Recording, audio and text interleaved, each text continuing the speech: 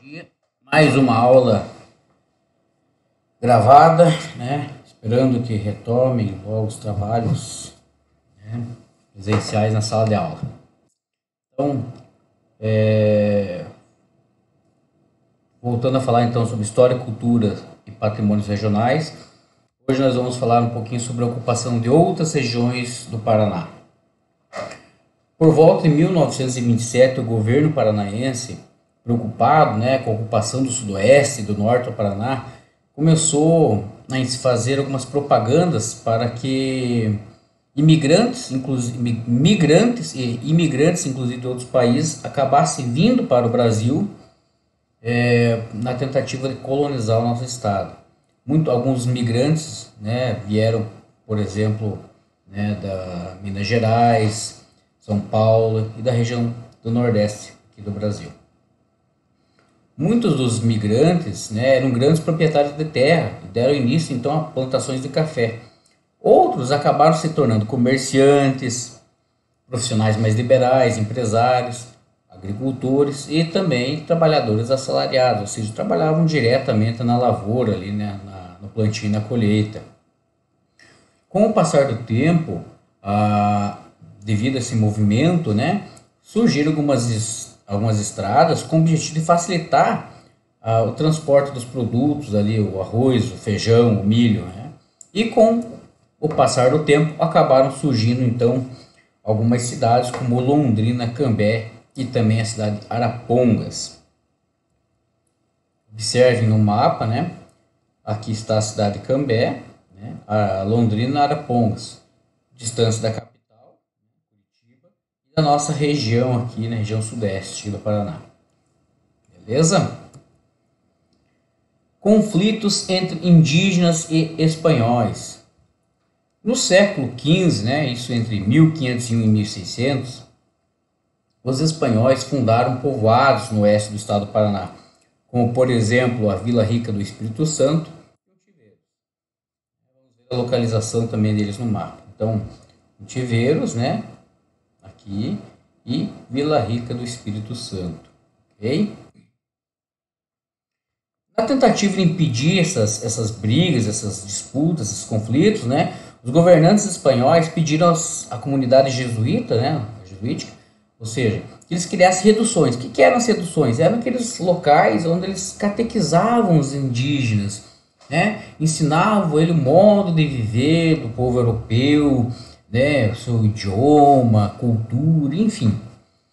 Né? E durante os séculos 16 e 17, essas seduções espanholas, né, seduções dos jesuítas, foram destruídas pelos sertanistas, né, os que vinham lá de São Vicente e da cidade de Santos. O que os sertanistas queriam? Riqueza, encontrar prata, ouro e escravizar os indígenas. Muitas dessas seduções, os padres, né, jesuítas, e os indígenas acabaram lutando lado a lado para defender o local deles, né, o local onde eles residiam, né, que eles viviam. Claro que dessas disputas, né, esses conflitos geraram muitas mortes, né, e os moradores das reduções acabaram fugindo desses locais ou foram presos, tá? Transformados em escravos. Assim como aconteceu no oeste das terras que hoje formam o Paraná, os sertanistas, né, que vinham de Santos e São Vicente, também perseguiam os indígenas que viviam nessa região e no litoral. Principalmente os indígenas da tribo Carijó. Eles queriam aprisionar eles, forçar eles a serem escravos, trabalhar para eles na agricultura. Porém, os indígenas, os carijós, eram duros na queda, vamos assim dizer, resistiam a esse domínio e, né, como já era de se esperar, acabaram entrando em conflito, alguns morreram, outros foram aprisionados e outros conseguiram fugir.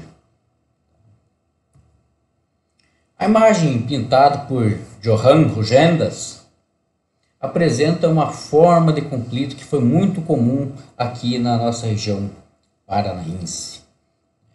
Nós podemos perceber na imagem ali que está o povo europeu, né, em disputa, né, brigando, guerreando com indígenas. Baseado nisso, eu pergunto para vocês: nos conflitos que ocorreram nessas terras envolvendo colonizadores, tanto os espanhóis quanto os portugueses, contra o que lutavam os indígenas? Os indígenas lutavam contra, né, a dominação portuguesa e espanhola. Eles não queriam ser dominados, eles não queriam ter que aprender uma nova cultura, né, aprender um novo idioma, aprender, né, enfim. Eles queriam a sua liberdade, eles queriam, né, viver como eles sempre viveram. Então, eles lutavam contra essa dominação, contra essa imposição por parte dos colonizadores. E já os colonizadores, pelo que lutavam? Bem simples, é o oposto dos indígenas. Que os colonizadores lutavam, né, para dominar os indígenas e tornar eles escravizados, buscavam riquezas como o ouro, prata, madeiras nobres, enfim. Então eles lutavam com o objetivo de dominar os indígenas, fazendo eles a trabalhar para os colonizadores. Beleza? Outro fato bastante importante que se deu aqui no nosso estado foi a luta dos maragatos contra os pica-paus. Então, após o Paraná se organizar literalmente como um estado brasileiro, uma unidade federativa, eles se envolveram em diversas disputas e lutas políticas, né? Entre o ano de 1893 e 1895, dois grupos disputavam o poder em um movimento que ficou conhecido como Revolução Federalista. De um lado dessa revolução estavam os federalistas, que eram, né, os sertanejos, os maragatos, que eram contrários ao então presidente da República, Marechal Floriano Peixoto. Ou seja, eles queriam tirar o Peixoto de todo jeito da presidência. E o presidente tinha quem defendesse eles, claro, né? Então aí temos uma imagem aí dos maragatos, né, na época. E do outro lado tínhamos os republicanos, ou como eram conhecidos popularmente pela alcunha de pica-paus, né? Eles eram favoráveis à permanência do presidente Marechal Floriano Peixoto. Então eles queriam ele na presidência. Era chamado de pica-paus por causa do bonezinho deles. Lembrava muito pica-pau. Então, tá aí uma imagem, né, dos pica-paus aí na época, né, da disputa, do conflito, né? Legal. Com a intenção de tomar o governo, né, os federalistas, os maragatos, saíram do Rio Grande do Sul com a intenção de chegar a São Paulo e Rio de Janeiro. Ou seja, eles queriam expulsar o Marechal Floriano Peixoto a todo custo da presidência da República. Em virtude disso, né, eles começaram a caminhar do Rio Grande até com o objetivo de chegar no Rio de Janeiro.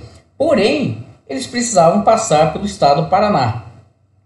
E quando começaram a passar pelo Paraná, eles, né, obviamente haviam federalistas, né, com a ideia que queriam tirar. Mas na Lapa, Tijucas, Paranaguá e Curitiba, havia um grupo de pica-paus que apoiava a permanência do Marechal Floriano Peixoto. Então, em 1894, eles acabaram se encontrando na cidade da Lapa, aqui no Paraná, e acabaram entrando num conflito. Esse conflito ficou conhecido como o Cerco da Lapa. Né? A Lapa era uma cidade bem tranquila, pacata, né? As pessoas ali criavam gado, lidavam com o comércio, né? Cultivavam erva mate, enfim, era um povo de boa. Mas no ano de 1894, tanto, né, os republicanos quanto as pessoas, né, que moravam ali, homens e mulheres, tiveram que lutar nessa revolução. Ou seja, né, eles ergueram barricadas, ergueram uns obstáculos, né, na tentativa de dificultar a passagem dos maragatos. Fizeram trincheiras, que eram, vamos assim, por exemplo, umas valetas gigantes ao redor da cidade, algumas estradas ali, também objetivando dificultar, né, impedir que os maragatos prosseguissem seu caminho. Os maragatos, por sua vez, o que fizeram? Cercar a cidade. né? Não entrava ninguém e não saía ninguém. Razão pela qual, né, ficou conhecido esse movimento como o Cerco da Lapa, porque foi cercada a cidade. Então, em virtude desse cerco, né, as pessoas que moravam passaram fome, sede, né, tava difícil viver lá, não tinha comida, não tinha como conseguir água. Durou vários dias esse cerco aí. Muitas pessoas acabaram morrendo, tanto do lado dos maragatos quanto do lado dos pica-paus. E no final, né, do cerco, os maragatos acabaram vencendo. Vendo essa situação, o presidente, então o Marechal Floriano Peixoto, o que ele fez? Mandou que fosse mais tropa de pica-paus lá para ajudar as tropas do Paraná que haviam perdido. Os maragatos, quando souberam disso, acabaram fugindo, tentaram fugir para o sul. Mas em Santa Catarina tiveram de enfrentar novamente os pica-paus. E aí sim eles foram vencidos. Então, a Lapa, né, cidade histórica aqui, em virtude desses acontecimentos que eu relatei para vocês aí, ela traz, né, nas ruas da sua cidade, monumentos que contam a história do Cerco da Lapa. Por exemplo, se você chega na Lapa, você vai dar de cara com esse mosaico aí, contando, né, a história aí da passagem dos sertanistas, dos sertanejos aí pelo local. Então, isso é logo a entrada na cidade, né, esse painel aí dos tropeiros, né, trafegando aí lá pela cidade. Outra coisa bastante comum para quem passa pela cidade é encontrar esses canhões aí, né, canhões que foram utilizados, né, no cerco, na disputa, no conflito. Então, esse canhão é localizado ao longo da Avenida das Tropas. Diversos governantes se preocuparam em preservar a história de momentos que consideram importantes para os paranaenses. O Cerco da Lapa foi um deles. Então, alguns objetos foram preservados, construções da época foram transformadas em museu, como essas que eu vou mostrar para vocês. Setor histórico na Lapa, aqui no Paraná, Casa Lacerda, percebam como era, né, a mobília da casa ali, bem interessante. Vocês vão ver a fachada das casas, muito diferente das fachadas que nós temos hoje, né, as casas mais contemporâneas, as ruas, a calçada, olha o detalhe, né, bem interessante. Olha a igreja, né, um pedacinho da Praça General Carneiro, frente à Igreja Matriz na Lapa. Então, perceba a fachada da igreja muito diferente, né, da nossa igreja. A gente percebe assim que trata-se de uma igreja bastante antiga, né? E finalmente, para quem, né, quiser conhecer um dia, passar para lá, Panteão dos Heróis. Tá? Nesse local estão sepultados, né, restos mortais dos combatentes do Cerco da Lapa, incluindo o próprio general Carneiro que participou. Uma imagem dentro, né, do Panteão dos Heróis. Uma coisa bem interessante, gente, que até a prefeitura da Lapa colocou no site dela, é que ali o Panteão dos Heróis da Lapa é o único do país, ou seja, o único do Brasil que atende ao critério que caracteriza o termo panteão, ou seja, que abriga restos mortais dos heróis. Então, né, e está aqui na Lapa, aqui no Paraná. Bem, muito interessante, muito legal, tive o prazer de conhecer, legal mesmo. Aqui nós teremos um vídeo, tá, gente, mas eu vou deixar esse vídeo lá no AV para vocês assistirem, beleza? Então, fica para a próxima. Beijo, um abraço em seus corações, fiquem com Deus e qualquer coisa me chame no WhatsApp. Beleza? Abraço.